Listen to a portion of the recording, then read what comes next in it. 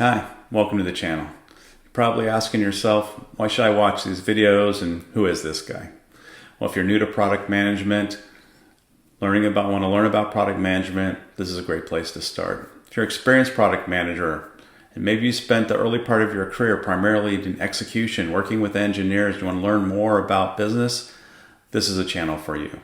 And even if you're a product leader looking to understand more best practices and upgrade your team skills, you're in the right place. My name is Kurt Van Etten. I've earned the gray hairs on my head for 20 plus years in product management, working at companies big and small like these, working as an individual contributor all the way up to being a chief product officer. In this channel, we're going to use the structured product management framework to break down the product management role and understand in detail each of these processes, what activities and outcomes are expected, who you're going to be working with, and I'm going to give you practical advice around principles or mantras that you should use, best practices and anti-patterns you should avoid. So let's look at the structured product management framework. The structured product management thinking framework consists of 4 phases. The first phase is the ecosystem analysis. We're going to first start by taking a look at our industry and our market. We're going to be working with marketing research, working with our analyst relations teams to talk to experts both in and outside of our organization. We're going to take a hard look at our customers, understand what their issues are, what's coming into customer support, what features are they requesting for, and can we segment these customers into different groups to potentially target them. Then we're going to do a competitive analysis, looking at not only at our direct competitors, but thinking about our competitors more broadly. Then we're going to take a look at our own company and understand our own strengths and weaknesses. The second phase is the problem space phase. Coming out of that ecosystem analysis phase, we should have some hypothesis on what could be potential value add that we could give the customer. So we want to take a structured approach and try to identify and prioritize particular problems that they have that we want to apply resources against, and we want to test them. The third phase is now jumping into the solution space.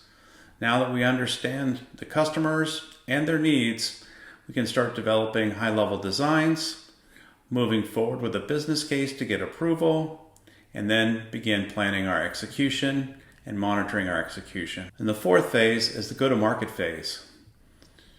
As we're developing the solution and getting closer, we're going to test it. We're going to do user testing. We're going to do beta testing and continue to iterate and refine our solution. Then we're going to launch our product. We're going to make sure that our product is fully supported by marketing, customer support, sales. Everyone in our organization is supporting our launch, making sure that our product has awareness and can be fully supported. Finally, we're going to monitor the success of our product.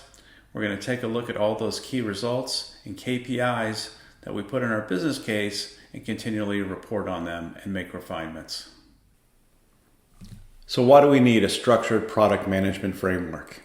Well, it brings up our first mantra, which is it's better to have a plan and adjust from that plan than to have no plan at all.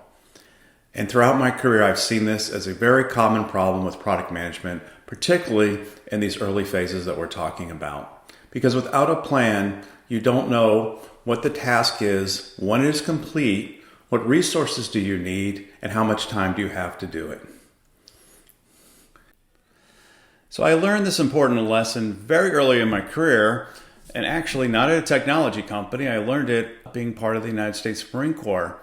No matter how you gain your commission in the Marine Corps, all the officers go to a school for 6 months to learn basic infantry tactics and leadership, and we rotate leadership positions. So one time we're out in the field, a lieutenant is selected to lead the rest of the group, and he's given a mission. And the mission is, hey, we're in the woods, go and attack this hill, you need to take this hill. Fairly simple. He thinks about it, plans, he gives his order. It says we'll cross the line of departure at 1700. First squad will be first, then second, then third. And that was about the extent of the order. And the instructor stopped them and said, well, what are you going to do after that? And he said, well, I'll send some guys ahead and then they'll come back and then we'll figure it out later. So what ensued is we got ready, put our gear on, started going through the woods, and sure enough, what we hear is bang, bang, bang, and our opposition forces are shooting at us. And what ensued very quickly looked something like this.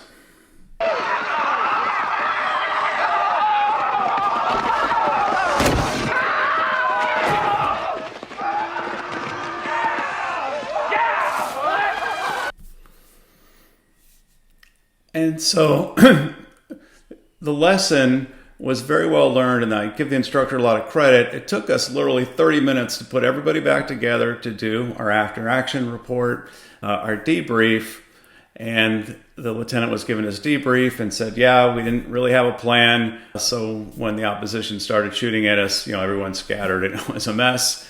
And the instructor just looked at him and said, Lieutenant, it's always better to have a plan and adjust from the plan than have no plan at all. And so this has really stuck with me throughout my career, and I just see it time and time again. Whether you're in an analysis phase, whether you're in an execution phase, you need to have a plan together. It's going to help you win the confidence of your team. It's going to help you make easy adjustments left or right, and people know what to do given that there's no other guidance. And I really feel this is really critical, and this is why it's the first mantra in this course.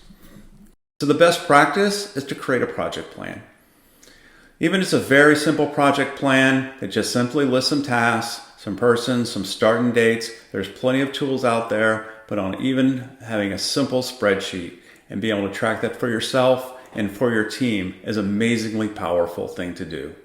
You're the PM, you're the leader of this team, and having a vision of how we're going to go about and attack this problem will only lead to having more confidence from the rest of your team members. The second reason is you can notice the framework calls out a distinct difference between the problem space and the solution space. And here we're borrowing from design thinking. Design thinking introduced the concept of a problem space and a solution space where you're initially in the problem space, you really don't have a team understanding and you need to learn. And you have these divergent thoughts. And as you learn more, the team converges in their thoughts and decides what problems need to be solved.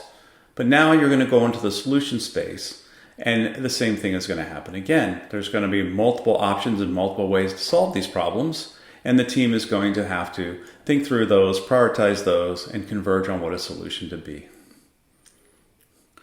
Not understanding whether you're in the problem space or the solution space or jumping prematurely, and in my opinion, is the number one mistake that I see a lot of junior product managers make. And it's understandable. We're technologists, we're problem solvers. When we hear a problem, we want to solve them. But often we don't take the time. Well, is it the most important problem to solve? How many people have that problem? Who has that problem? And understanding your segmentation, understanding your users, and how pronounced that problem is very important. And good product teams need to take the time to do that. And later in this course, we'll discuss techniques to do that. So that's an introduction to the Strategic Product Management Framework. And now we'll start digging into a little bit more of the details. Look forward to seeing you there.